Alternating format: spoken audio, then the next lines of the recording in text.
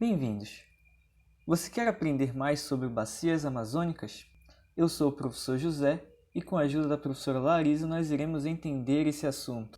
E a aula de hoje é Bacias Amazônicas, Impactos Socioespaciais na Bacia do Rio Xingu. Então se prepare e vamos para a aula. Então, o que temos para hoje?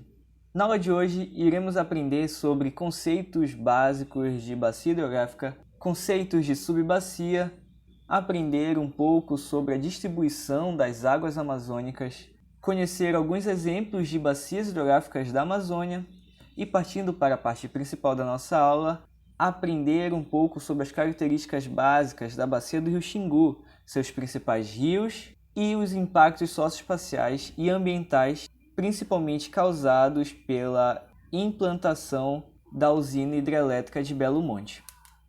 Vamos conceituar o que é uma bacia hidrográfica através do viés literário, o qual, ao longo do tempo, várias definições de bacias hidrográficas foram desenvolvidas na literatura. Para Barrela, ela é definida como um conjunto de terras drenadas por um rio e seus afluentes, formadas na região mais alta do relevo por divisores de água. Quando a água da chuva faz seu escoamento superficial, ou seja, na superfície terrestre, ela forma os rios e riachos, mas quando ela penetra o solo, ela forma as nascentes e o lençol freático.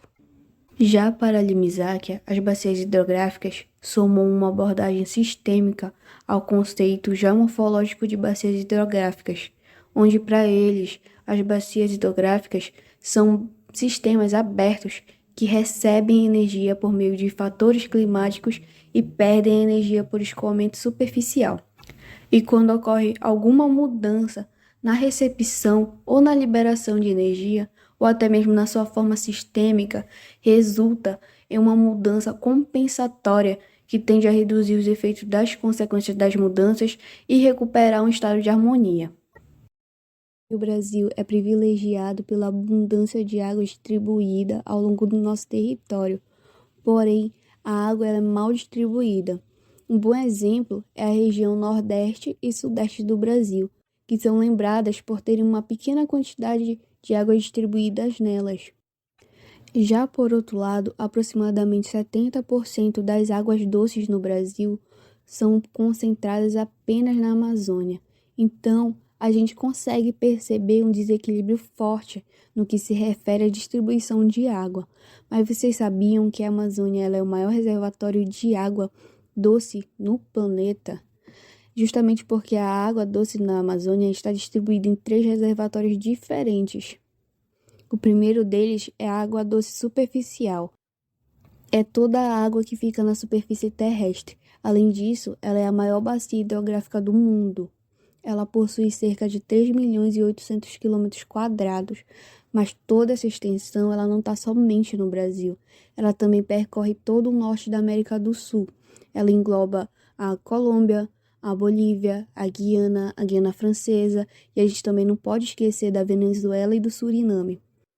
Quando a gente fala de uma rede de rios interligados, ela é o maior conjunto do mundo. O segundo reservatório de água na Amazônia é a água doce subterrânea.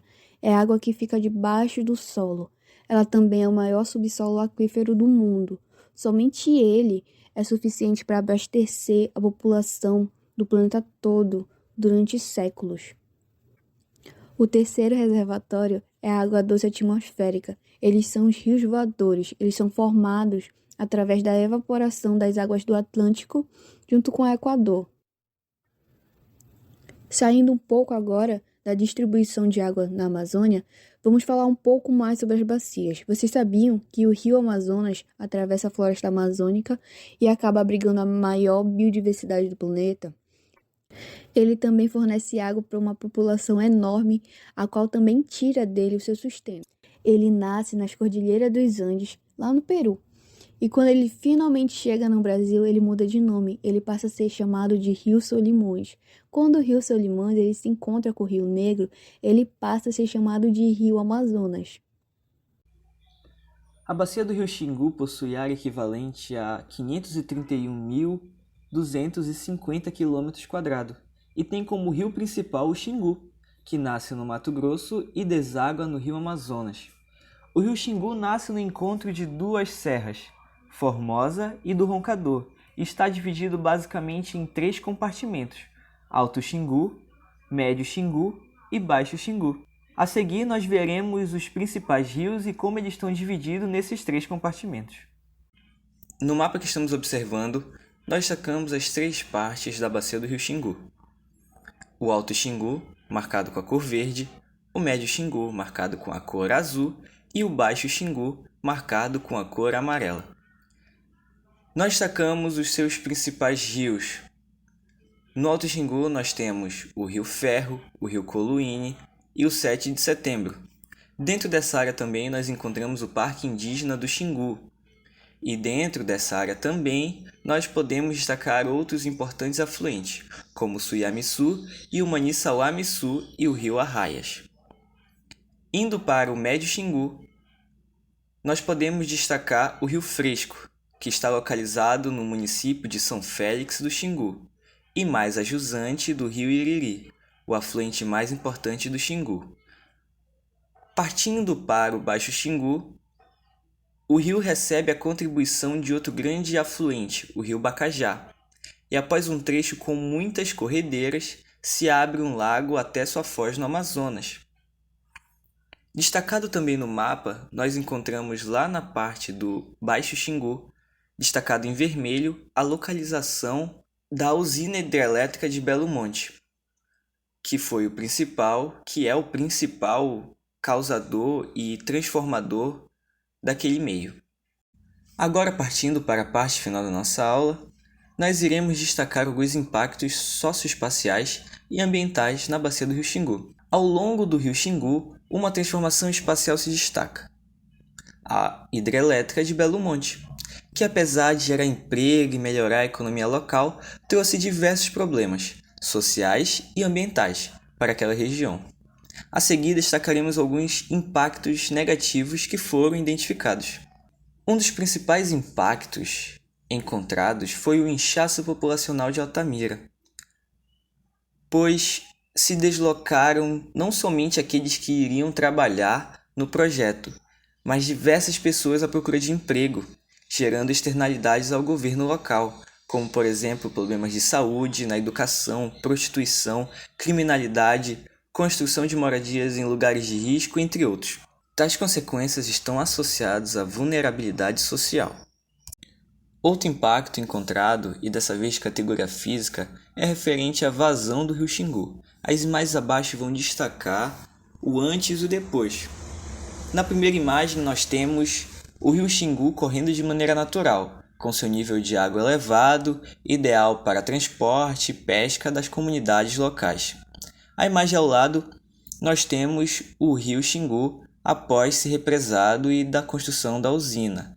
Nós temos o nível de água bem reduzido, o que prejudicou diversas comunidades indígenas daquela região, dificultando a pesca, locomoção, dentre outras atividades. Então, é importante frisar que a paisagem do Xingu foi bastante modificada ao longo do tempo, por conta da construção do Belo Monte. Todo aquele cenário que antes era ideal e seguro para a fauna e flora deu lugar a diversos problemas ecológicos e sociais. A paisagem mudou, e para pior, com áreas com pouca vazão, comunidades indígenas inteiras que tinham como meio de transporte o rio foram extremamente prejudicados. A hidrelétrica é importante e movimentou a economia local? Sim, mas a que custo? Nessa aula, aprendemos um pouco sobre os conceitos da bacia hidrográfica, vimos também sobre as bacias da Amazônia, assim como sua distribuição de água, e também vimos um pouco sobre os impactos socioespaciais e ambientais da baía do rio Xingu. Por hoje é só, espero que vocês tenham aproveitado a aula e a gente se vê na próxima. Tchau, tchau!